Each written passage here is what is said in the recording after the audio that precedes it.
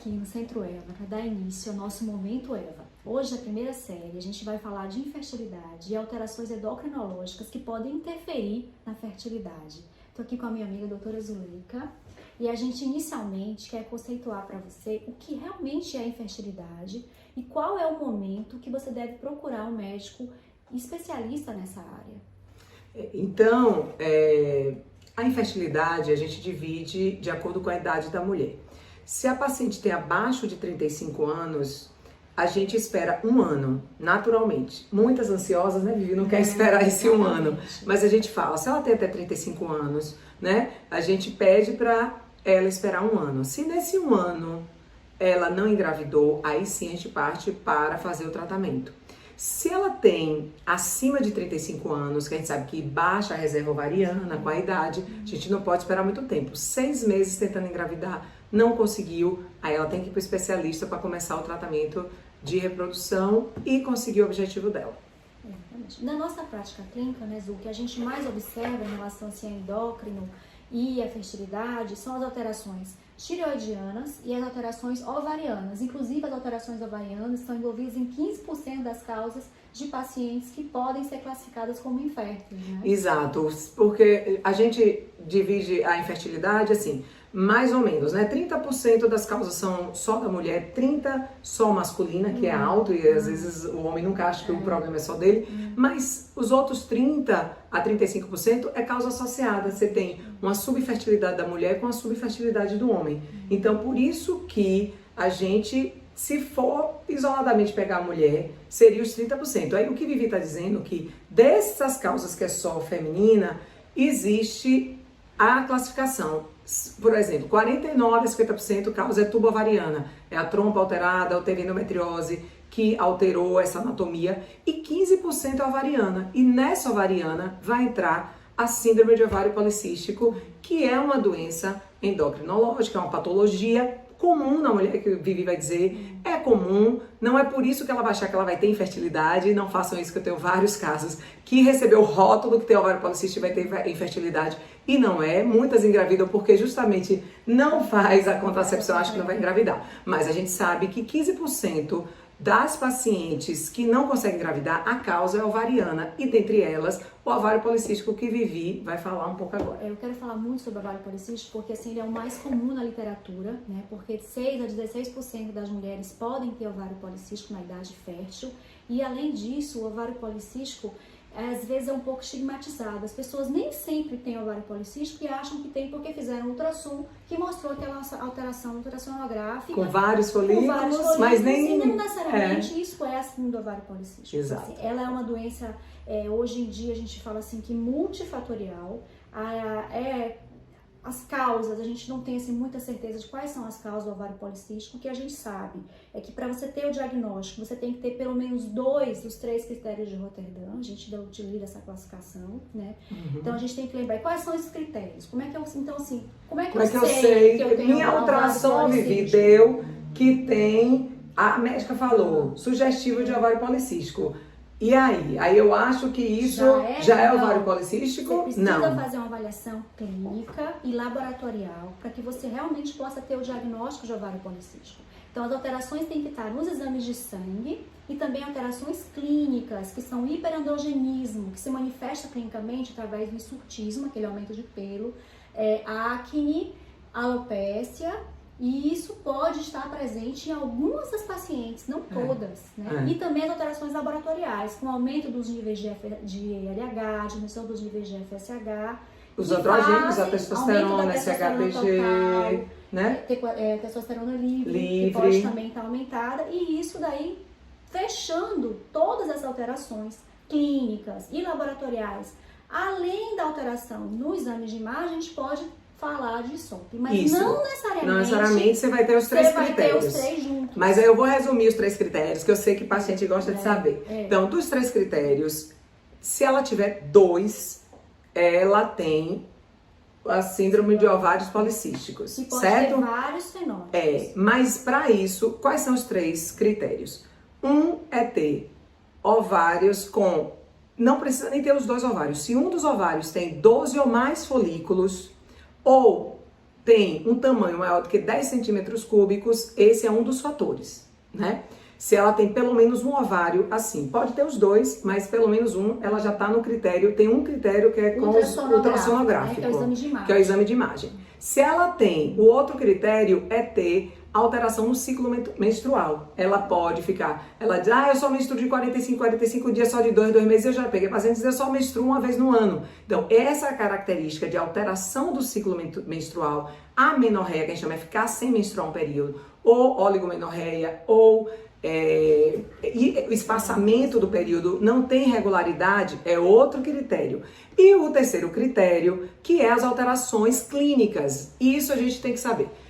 Na maioria das vezes, aumento da oleosidade e acne. Pode ter até aquele sutismo, que é uma coisa que a gente não vê tanto, que é pelos, né? Distribuídos, às vezes, mulher que a gente chama cabeluda até, nem o diabo pode, porque ela tem muita testosterona e é fogosa, teoricamente, né?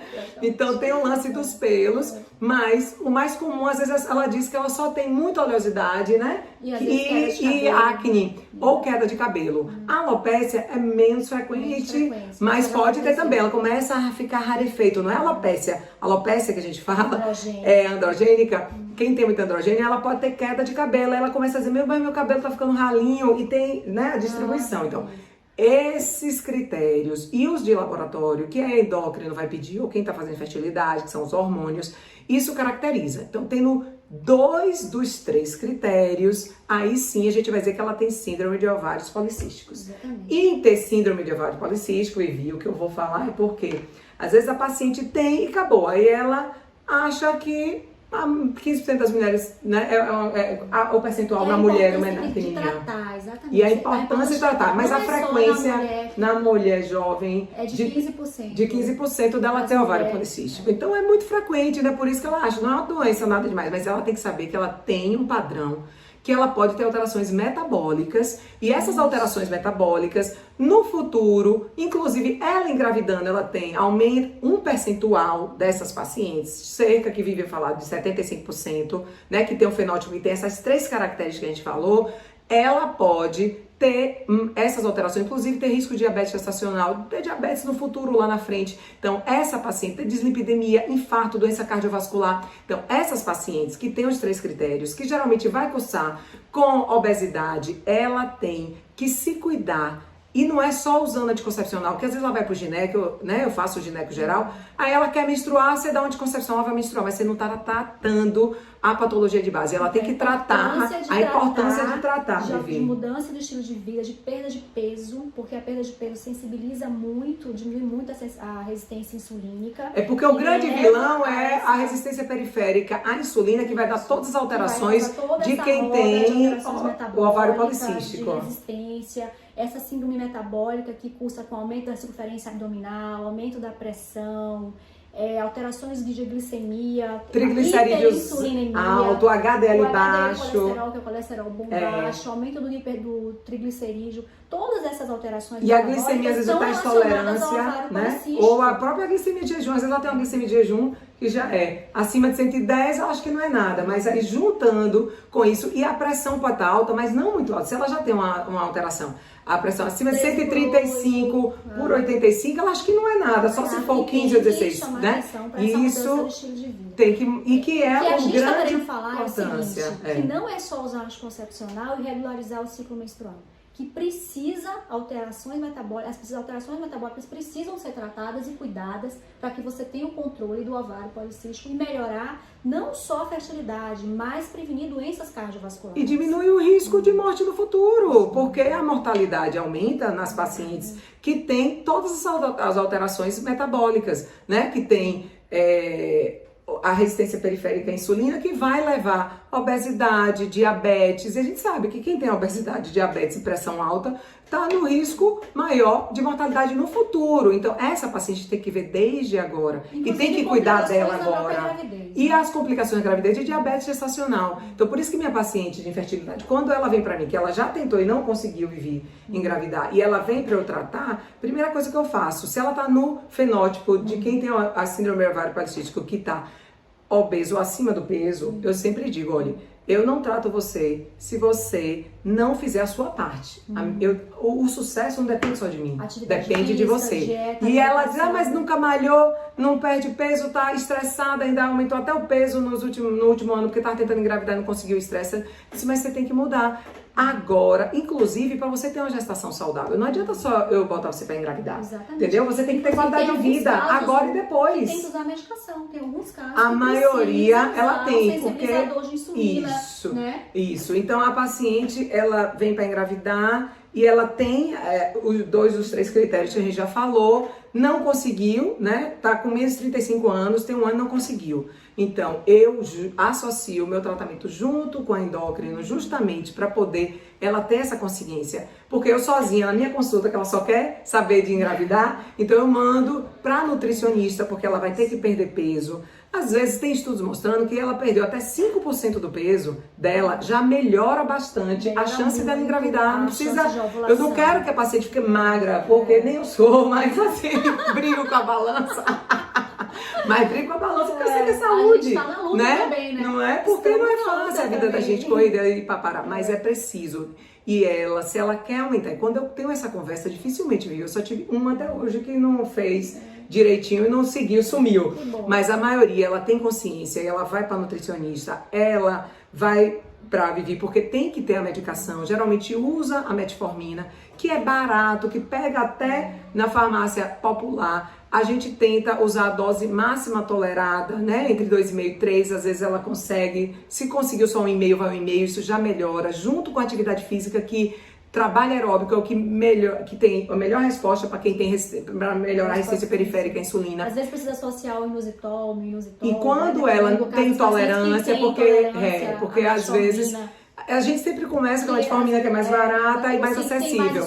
Mas o inositol é excelente. Eu tenho tido pacientes que não resistiram, realmente não conseguiu, tinha muita intolerância gástrica com a metformina. E a gente usou, não foi Vivi, o inositol. E a gente que já engravidou nesse período, inclusive aquela paciente nossa, né? E outras coisas também. Mas agora, se ela já tiver com mais alterações, às vezes até uma diabetes inicial, ela tem que estar associando até para poder, na hora que engravidar, né, Vivi? Tem que ter consciência, tem que se cuidar, tem que realmente iniciar as mudanças de estilo de vida, aderir à prática da atividade física, à alimentação e a associação desses medicamentos que são individualizados. Exatamente. É muito importante a gente falar aqui que a gente está na rede social. A gente não pode falar de dose, não pode estar indicando medicamento. E outra coisa, e às vezes ela nem precisa de medicação, porque se ela não tiver resistência, se quem tem, né, tem que alertar o que precisa. Casos tem graus de patologia que precisam, inclusive, ser medicados. E aí a gente vai escolher junto com o paciente, considerando as características individuais desse paciente, qual seria a melhor opção de medicamento, né, que seja realmente útil naquele caso. Né?